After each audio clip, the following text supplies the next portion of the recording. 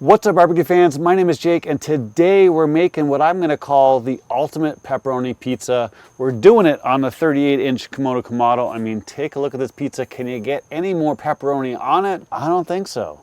I'll tell you what, it's going to be delicious. I've made pizza on a Kamado style cooker for many years, and it never ever disappoints. Let's get into it. So I actually just finished filming another video. So our dome temperature is actually sitting at 450 right now. So we are super nice and preheated. The ceramic, in this case refractory cement, is nice and hot all the way around. But I don't have very much lump in there. We did a wood-fired, caveman seared, dry-aged tomahawk steak that was one of the best steaks I've made in a long time. It was absolutely delicious. I'll try and remember to put a link up here. Still salivating here a little bit, but because of that, we've got a little bit of lump left in here. I'm gonna add in some more because we need a little bit more for our pizza cook. We gotta get our pizza stone hot. I was waiting for the pizza stone for the Kamado 38 because it was back ordered. I just got it. I'm dying to use it. Been a little while since I had pizza on a Kamado, and today is the day. I got 2 pounds of pepperoni. Probably not gonna go through it all, but I'm gonna try and put as much as I can on that guy. So what we're gonna do is we're going to bring you in here and let you have a look. All right, so as you can see, we've got just a little bit of lump left. I'm only gonna use 3/4 of the basket here. I'm gonna just make sure I put my pizza on this side. But what we're gonna do is we're gonna put a bunch of lump in here. Grab a glove here since it's still kind of hot. We'll move it around just a little bit just to get it flat. And if I was patient, all this hot lump below would get this going, but I'm not patient. I did devour some of this steak, but I got a craving for some pizza.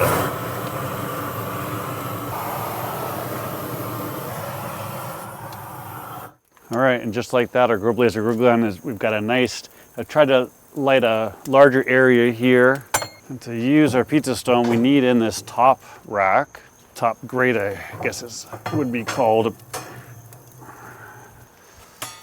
These are cold, so they're gonna soak up some of the heat energy.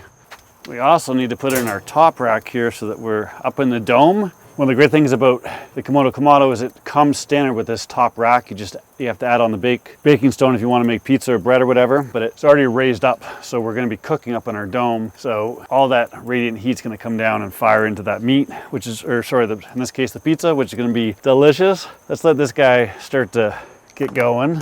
All right, so one of the things you're going to notice about the 38-inch pizza stone, baking stone, is that it's 2 pieces. Right, it's pretty darn big.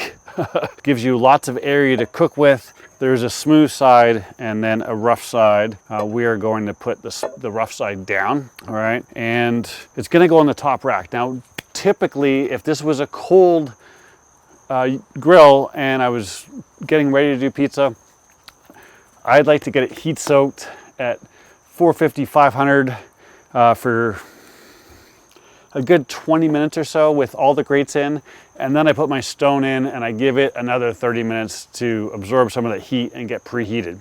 Now, one of the big misconceptions in my book about pizza is lots of people think, oh, you gotta cook it at 6, 7, 8, 900 degrees. There are specific types of pizza that like to cook in that 700 to 900 degree range. I have a wood-fired oven and I make Neapolitan style pizzas as well, but for a traditional pie, you don't have to go that hot if you don't want to. Most people, their oven doesn't go much beyond 500. Some might go to 550. In my experience, somewhere between 475 and 550 is a great spot on a Kamado. You're looking at a 7 to 9.5 minute cook that way, and it turns out a delicious pie. So we're gonna put this on real quick. We're already at 550, so I'm actually going to dial this down a little bit. I had the vent pulled out. It'll settle itself in a sec here.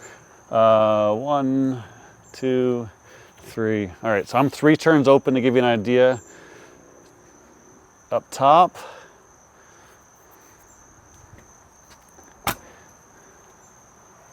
All right, so rounded flat edge goes near the back. We're going to set this down gently. There you go.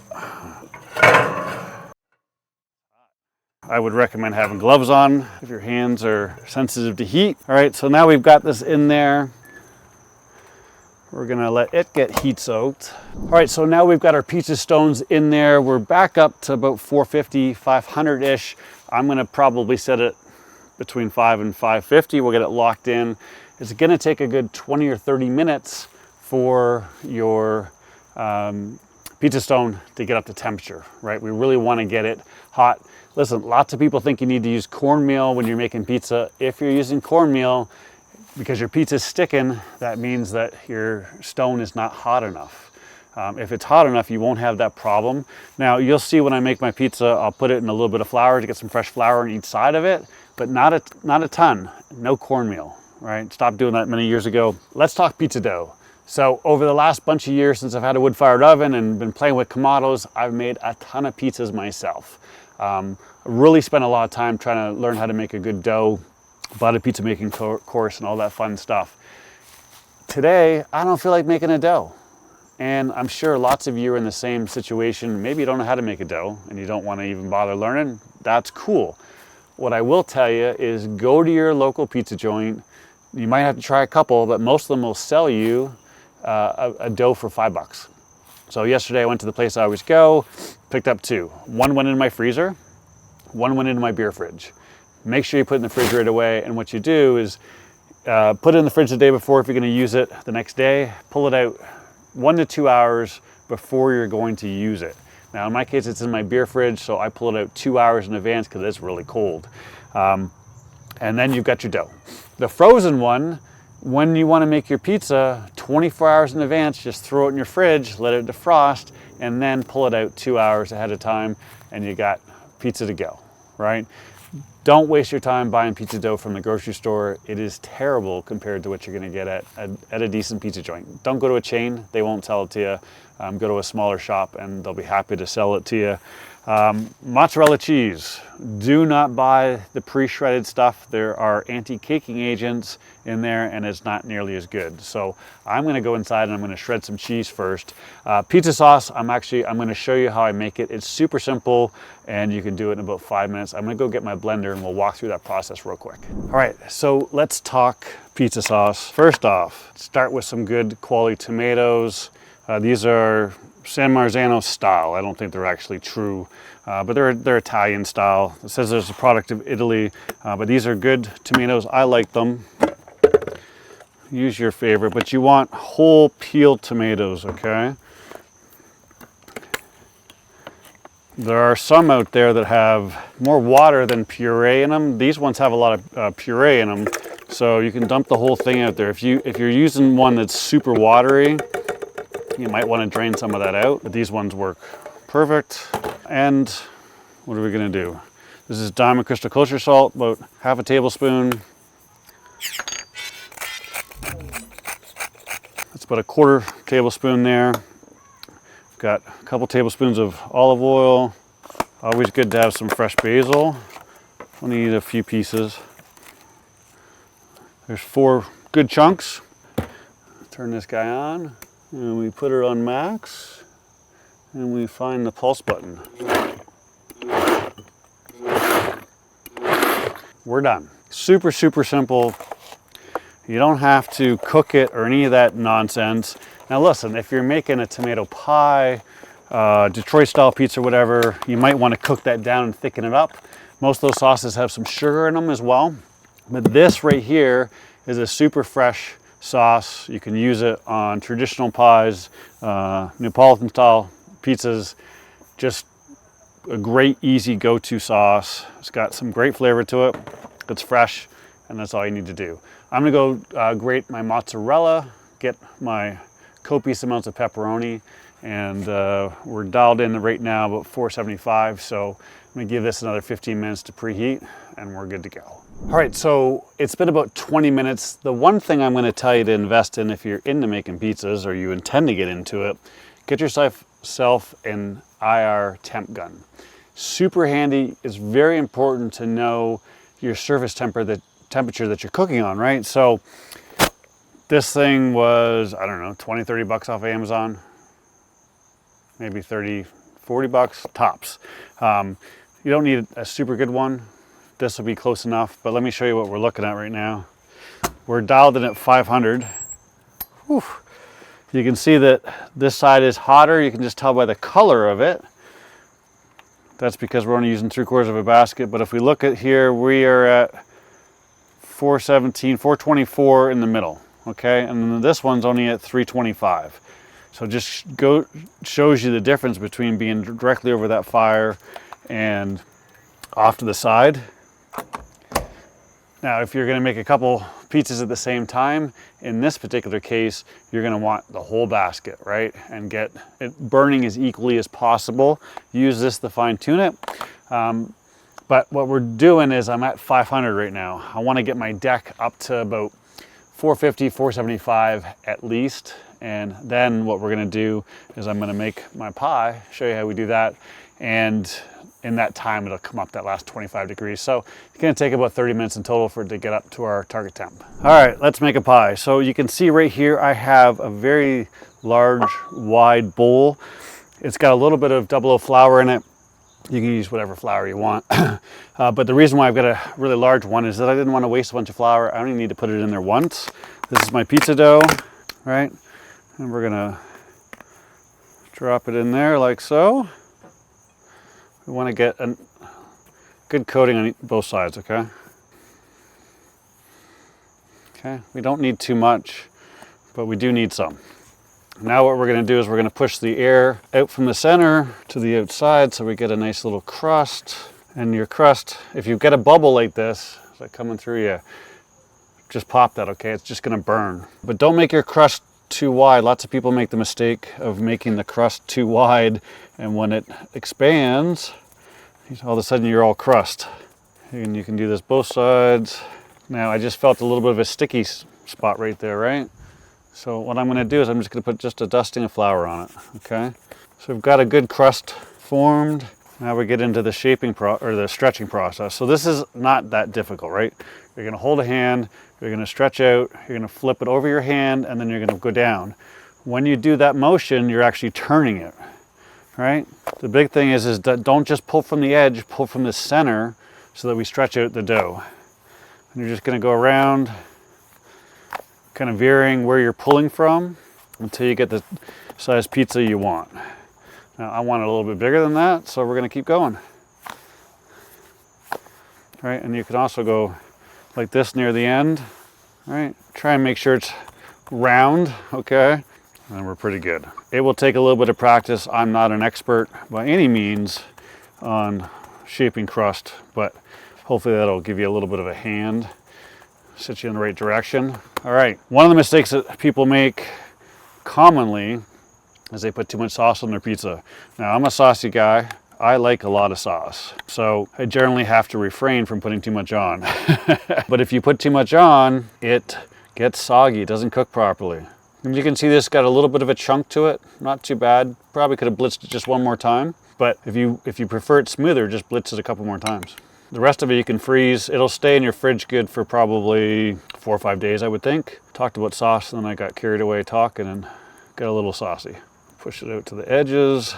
You can see that fresh basil through there, which is always nice. We need some cheese. Do yourself a favor and use a better quality cheese.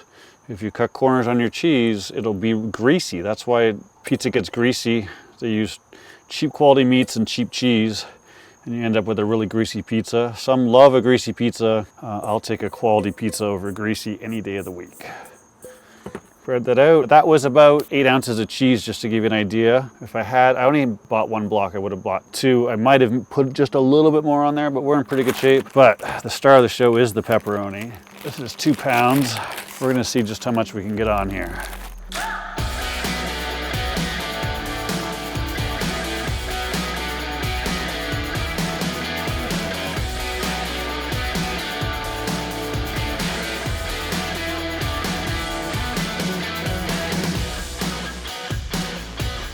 $40 pieces of pepperoni. Pretty awesome. All right, so now that our pizza's done, we need a pizza peel. Try and make sure that your pizza does not fall off the edge of it. You want a big one. And what we're gonna do here So I'm gonna put a little bit of flour right there. And at this point in time, speed is really your friend, right? You're gonna lift it up here and we're gonna go right into it, okay? You can reshape it once it's on here, but that actually wasn't too bad. Now, make sure that it moves when it's on here. Otherwise, it's gonna be a problem for you, right? So if for some reason it does not move, that means you didn't use enough flour in the bowl. We can fix that. Get yourself a big plate or another pizza peel, put it on top, flip it, put a little bit more flour on the bottom, and then flip it back and you can launch it, okay? We're cruising along, we're dialing at 550. Let's get this guy on. And all we're gonna do is we're gonna put this guy right to the back spot where we want it. Let it move, let it touch, and then pull back. All right, now I'm a little bit near the edge. Do not touch it and adjust it right now. You will make a mess. Okay, what you want to do is let the bottom cook for a little bit. This is going to take probably 8 minutes. So what I'm going to do is I'm going to let that go for 4 minutes. We're going to rotate it, make sure we get some even cooking. That's the first time we're going to touch our dough. Do not touch it before then. Okay, it's been exactly 4 minutes. Let's have a look. You can see we're getting some color around the one side. And now we can move this, no problem, nothing's stuck. I'm going to move it 180 degrees. Whew. We'll reposition it back in the center. And away you go. And now we're going to let that go probably another 4 minutes. It might take 5, but I'm going to show you what I'm looking for. You don't want your cheese to change color, right? You should have a nice color crust. The cheese should be perfectly melted. But when you start to get little brown spots, in my opinion, that means you kind of overcooked your pizza. All right, it's been 8.5 minutes. Let's get this guy off.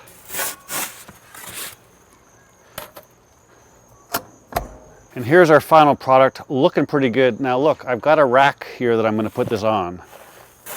I just went through a bunch of work making a pizza from almost scratch, right? Didn't make the dough.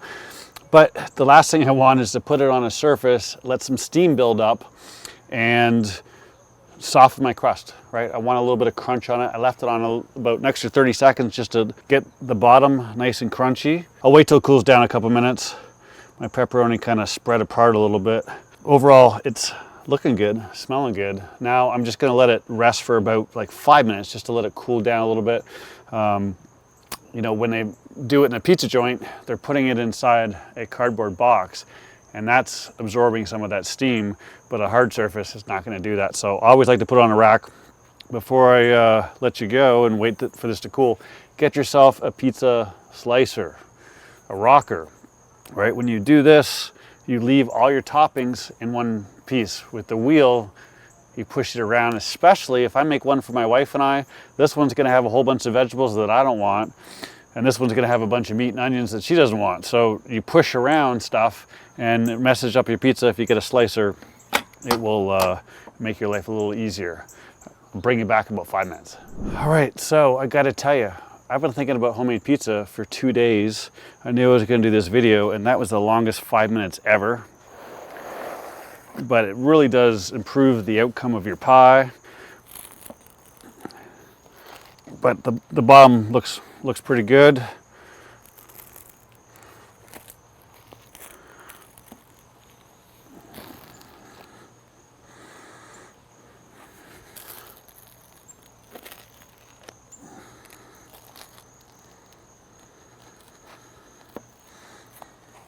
Okay.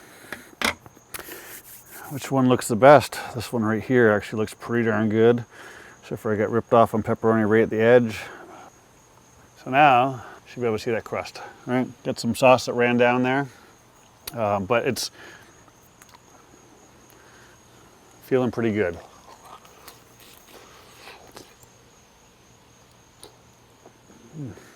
Man, it's still quite hot, but it is friggin' delicious. Tons of pepperoni. You can see, give you a shot there of the airy crust.